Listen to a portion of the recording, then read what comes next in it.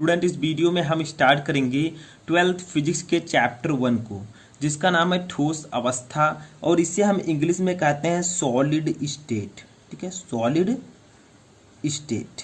तो आज की क्लास जो हमारी स्टार्ट होगी वो स्टार्ट होगी कि ठोस अवस्था आखिर है क्या, और ठोस के कुछ सामान्य लक्षण मैं आपको बताऊंगा। ठीक है, तो देखिए चैप्टर 1 जो आपका ठोस अवस्था है, ये जो है आपका, इसमें आपको ठोस के बारे में पढ़ना होता है। What is solid. ठीक है, सॉलिड के बारे में पढ़ना होगा। सॉलिड में कौन कौन से डिफेक्ट, दोष पाए जाते हैं उसके क्रिस्टल में, इन सब के बारे में पढ़ना होता है हमें ठोस अवस्था में।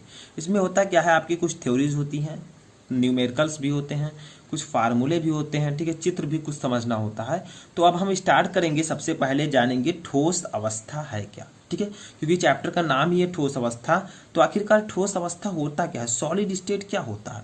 तो देखिए सबसे पहले इसका डेफिनेशन हम समझते हैं। ठीक है, इसका डेफिनेशन, ठोस अवस्था जिसे हम इंग्लिश में कहते हैं सॉलिड स्टेट, ये होता क्या है, तो द्रव्य की वह अवस्था, जैसा कि आपको पता है कि द्रव्य की 3 अवस्था होती है, ठोस, द्रव, गैस। ठीक है, लेकिन आपको यहाँ पर ठोस अवस्था के बारे में पढ़ना है। तो द्रव्य की वह अवस्था जिसमें अवयवी कण प्रबल अंतराण्विक बलों द्वारा जालक में समृद्ध संकुलित रहते हैं तथा इस कारण गति करने में असमर्थ रहते हैं, ठोस अवस्था कहलाती है। यानी कि ठोस अवस्था में क्या होता है, जो आपकी ठोस है, ठीक है, उसमें क्या होंगे, बहुत सारे छोटे छोटे अवयवी कणों से मिलकर बने होते हैं। अवयवी कण मतलब क्या होगा, जैसे आपका अणु, परमाणु, आयन, ठीक है, ये सब हो गए। तो द्रव्य की वह अवस्था जिसमें अवयवी कण प्रबल अंतराण्विक बलों द्वारा जालक में समृद्ध संकुलित रहते हैं और जिसके कारण वे गति करने में असमर्थ हों, वो ठोस अवस्था कहलाती है। यानी कि जो ठोस होता है बहुत सारे छोटे छोटे अवयवी कणों से मिलकर बना होता है। अब वे अवयवी कण होंगे तो उनके बीच कोई फोर्स कार्य करेगा, तो वो आपका प्रबल अंतराण्विक बल है। ठीक है, तो इसके कारण अगर वे जालक में समृद्ध संकुलित रहें तो इसी को हम कहते हैं ठोस अवस्था।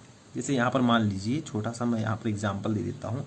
मान लीजिए कोई सॉलिड है, ठीक है, क्या है ये, कोई सॉलिड है यानी कि ठोस है।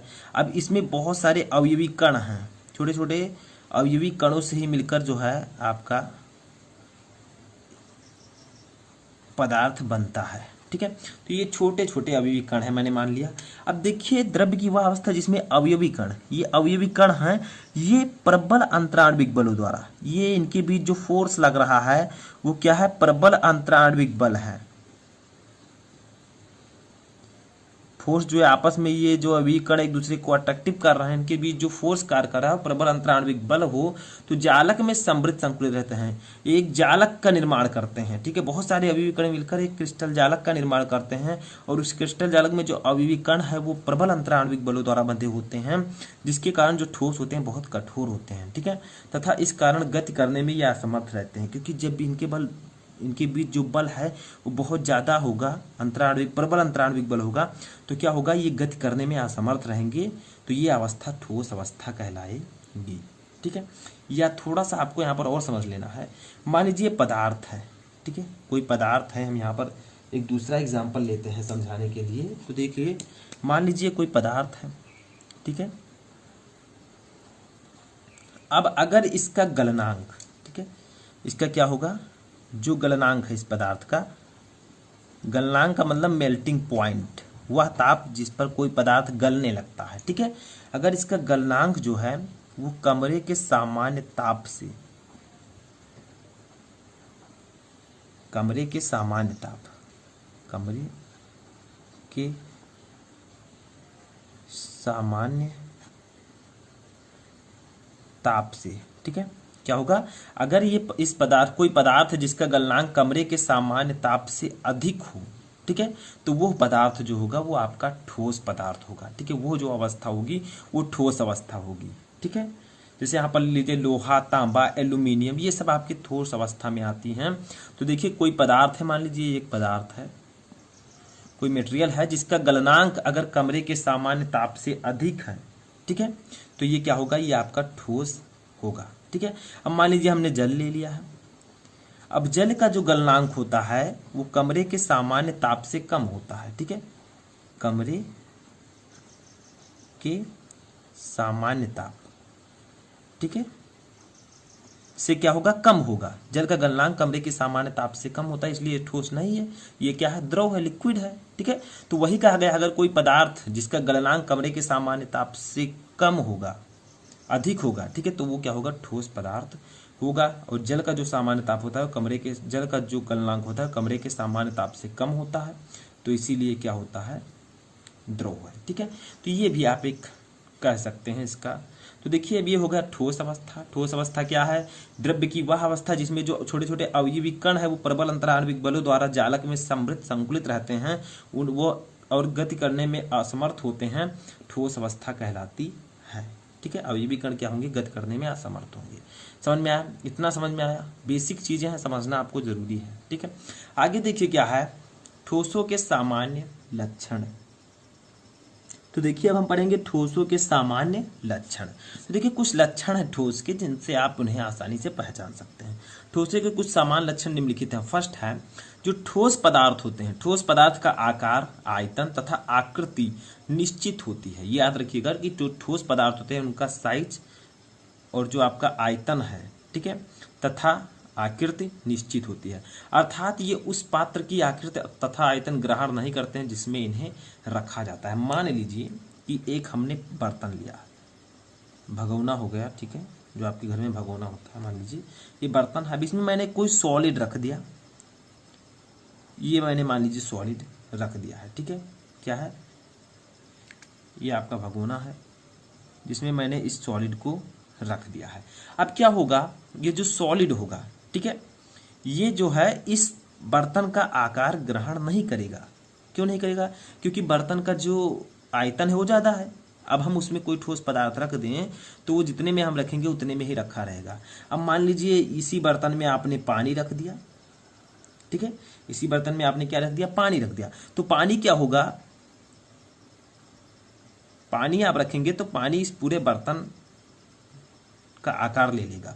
यानी कि अगर आप पानी मान लीजिए डालते हैं बाल्टी में, तो क्या करता है, बाल्टी का आकार ले लेता है। ठीक है, जिस आकार का बाल्टी होगा उसी आकार का आपका पानी भी हो जाएगा। ठीक है, लेकिन ठोस में ऐसा नहीं होता। हम ठोस का कोई टुकड़ा बड़ा सा डाल दें तो जितना उस टुकड़े का आयतन होगा वो उतना ही घेरेगा।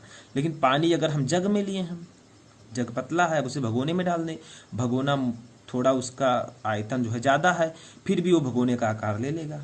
ठीक है, जब तक ये गिलास में था तो वो गिलास के आकार का था, उसको हमने जग में डाला वो जग के आकार का हो गया, भगोने में डाला भगोने के आकार का होगा। तो जो ठोस होते हैं उसका आकार, आयतन और आकृति निश्चित होती है, और जो द्रव होते हैं उनका निश्चित नहीं होता है। ठीक है, बाद में आपको डिस्कस करूंगा।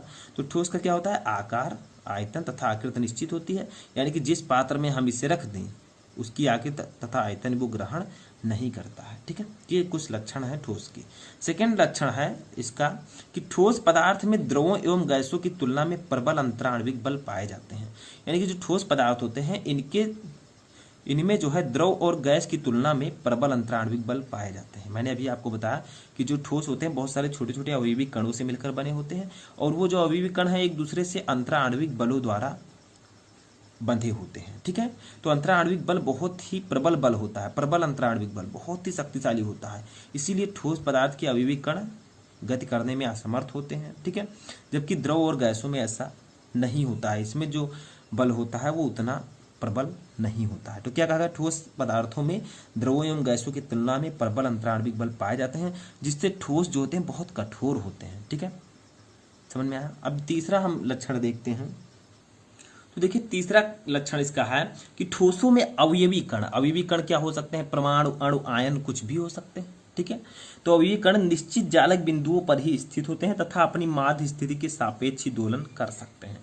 यानी कि जो ठोस में अवयवी कण होते हैं वो एक निश्चित जालक बिंदुओं पर स्थित होते हैं। ठीक है, परमाणु हो, अणु हो या आयन हो, वो ठोस में अगर होंगे तो वो निश्चित जालक बिंदुओं पर ही स्थित होंगे तथा अपनी माध्य स्थिति के सापेक्ष ही दोलन करेंगे। यानी जिस स्थिति में वे हैं उसी में वे थोड़ा थोड़ा गति करेंगे। ठीक है, हल्का हल्का, तो इसी में ही वो दोलन कर सकते हैं।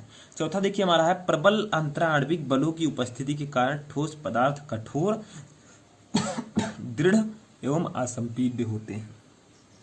ठीक है। यानी मैंने आपको पहले भी बताया कि ठोस पदार्थ के अवयवी कणों के मध्य प्रबल अंतराणविक बल पाया जाता है। इसके कारण ये ठोस पदार्थ जो होते हैं बहुत कठोर होते हैं, हार्ड, दृढ़ जिसे हम कह सकते हैं, एवं असंपीड्य होते हैं। यानी कि इन्हें अगर हम पीटे हैं तो ये उतनी जल्दी अपना आकार नहीं बदलते, बहुत मेहनत करना पड़ेगा। ठीक है, तो असंपीड्य होते हैं। चौथा हमारा पांचवा, द्रवों एवं गैसों की तुलना में ठोसों में नगण्य विसरण होता है। यानी कि द्रव और गैस जो होते हैं उनको मान लीजिए हम द्रव हैं, उनको हम फर्श पर छोड़ दें तो वो फैल जाएंगे, उनमें वो विसरित हो जाएंगे। ठीक है, लेकिन अगर ठोस को हम छोड़ दें तो वो विसरित नहीं होंगे। तो क्या कहा गया, द्रव एवं गैसों की तुलना में ठोसों में नगण्य विसरण होता है। गैस आप छोड़ दें कमरे में तो पूरे कमरे में फैल जाएगा। ठीक है, द्रव अगर आप छोड़ दें फर्श पर तो वो पूरे, अगर द्रव छोड़ेंगे तो उसका विसरण होने लगेगा। ठीक है, वो फैल जाएगा कुछ दूर तक। लेकिन मान लीजिए आपने उसी में एक लोहे का गोला फेंक दिया तो वो क्या होगा, वो वहीं पर रखा रहेगा। ठीक है, रख दिया अगर आपने फर्श पर तो रखा रहेगा, वहीं पानी छोड़ दिया तो वो फैलने लगेगा, विसरण होने लगा उसका। तो वही कहा गया कि द्रव एवं गैसों की तुलना में ठोसों में नगण्य विसरण होता है। छठवां है कि इनके घनत्व अपेक्षाकृत उच्च होते हैं तथा गर्म करने पर ये बहुत कम प्रसारित होते हैं। यानी कि जो इसका घनत्व होता है, ठीक है, इसका जो घनत्व है वो अपेक्षाकृत उच्च होता है। घनत्व बराबर द्रव्यमान बटा आयतन। इसका जो द्रव्यमान भार है वो जो है गैसों और ठोसों की तुलना में, देखिए इनके घनत्व अपेक्षाकृत उच्च होते हैं। इनका जो घनत्व है वो अपेक्षाकृत उच्च होते हैं तथा गर्म करने पर ये बहुत कम प्रसारित होते हैं। यानी कि अगर आप गर्म करेंगे थोड़ा सा तो क्या होगा, ये बहुत कम प्रसारित होंगे। ठीक है, ये बहाव जो होगा इनका ये बहुत कम प्रसारित होते हैं। तो यही यहाँ पर कहा गया है। तो देखिए मैंने आपको बताया कि ठोस क्या होता है, ठोस अवस्था। ठीक है, ठोस के कुछ सामान्य लक्षण बताए, तो ये सब मैं आपको बता चुका हूँ। तो आई होप कि आपको ये अच्छे से समझ में आ चुका होगा। तो ये इस वीडियो में फिलहाल इतना ही। अगला पार्ट मैं जल्द ही लेकर आऊँगा जिसमें मैं आपको बताऊँगा कि ठोस कितने प्रकार के होते हैं, ठोसों का वर्गीकरण है। ठीक है, तो उसके लिए आपको थोड़ा इंतजार करना होगा। तो इस वीडियो में फिलहाल इतना ही। कैसा लगा आपको ये वीडियो कमेंट बॉक्स में बताएं।